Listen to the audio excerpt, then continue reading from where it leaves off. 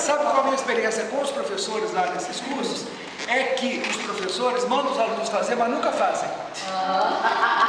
Os professores que corrigem redação, nunca leem redação, nunca escrevem redação, para serem avaliados. Então a gente, acho que a gente ensina aquilo que a gente não sabe. A gente ensina o que é poesia romântica, poesia parnasiana e tal, mas não produz. A maioria não produz. O escritor mesmo não está lá. Eu acho que uma oficina de criação literária, isso é interessante.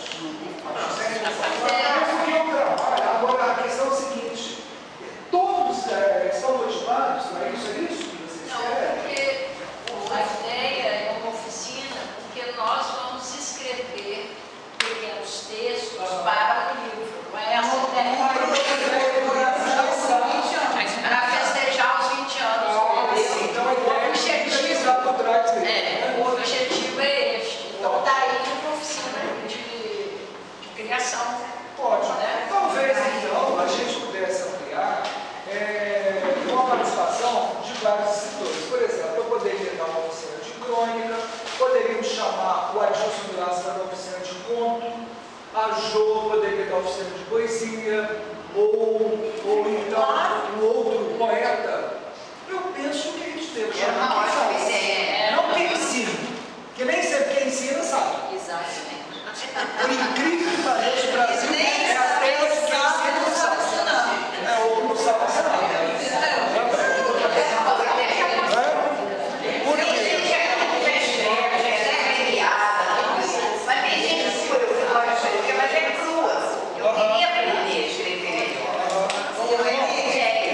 Professor, eu acho, eu vou antecipar um pouco a discussão, se alguém discordar, argumente. Eu acho que o senhor é o nosso convidado para dar uma oficina de crônica. O nosso livro sai em outubro de crônicas dos membros do Clube do Livro. E a cada ano pode ir estendendo as oficinas para outros. E outros meses. Tem ano que vem, mas esse ano eu acho Só de crônica. Só de crônica. Só. Não, aí eu acho que É por causa do tempo também, Francisco. sim, mas a oficina Vamos pensar aqui o seguinte: qual o tempo que a gente precisaria para isso? Eu acredito que a gente pode fazer isso mais ou menos em umas 10 horas. Ou seja, a gente poderia ter uma parte teórica, o que é crônica, analisar determinadas crônicas, e aí a parte prática, que é realmente fazer. E o mais importante da oficina não é só fazer, mas é principalmente comentar a produção de cada um. Isso é muito interessante pela minha experiência com os professores. Bacana é exatamente quando a gente faz e depois o nosso produto ele é compartilhado. Porque é uma oportunidade que a gente só tem, né, Jô, depois que o nosso livro está pronto. Quando algum colega, a gente paga ele para ler o texto da gente e escrever alguma coisa sobre. Né? Ou pelo favor, pelo amor de Deus, manda não sei quantos e-mails. Você já leu meu livro? Você já leu meu livro? Porque a gente quer o retorno, a gente quer saber o que a gente está escrevendo. Porque eu confesso para vocês, eu desisti um pouco de publicar. Publiquei muito na fase mais jovem. Depois falei, publicar para quê? Se eu não der retorno para os meus livros. Então eu penso que o texto da gente só se completa com a leitura, com o retorno. Ninguém escreve para si. A escrita, ela já demanda um recebedor.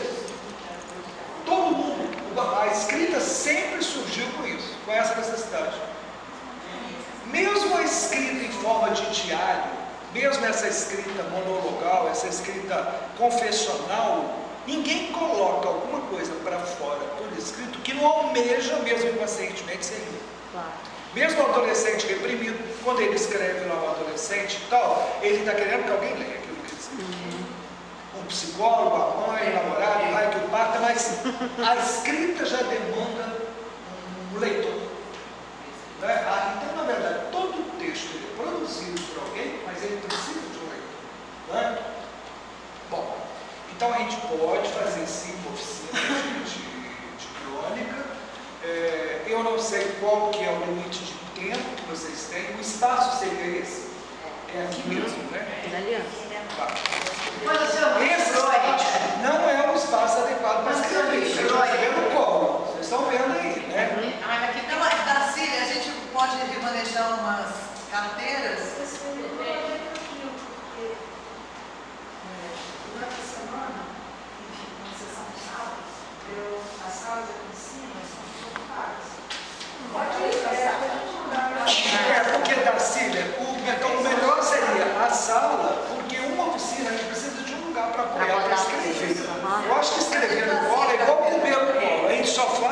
De vez em quando, quando não tem jeito.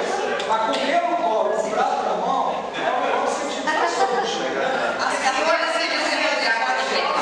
Também podia nos colocar aquilo que a gente escolheu ensinar e a gente fazia como um dever de casa. Escrevia em casa e depois colocava aqui.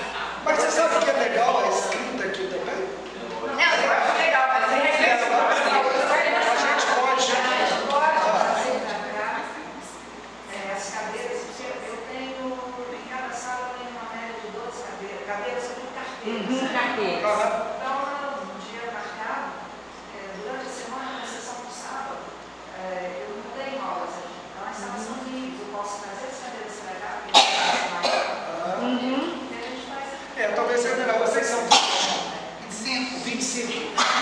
Número bacana, né? Mas eu não sei se todo mundo vai querer. Todo mundo vai querer. Também, claro. Quem não vai Tem que querer, ser uma atividade de necessidade.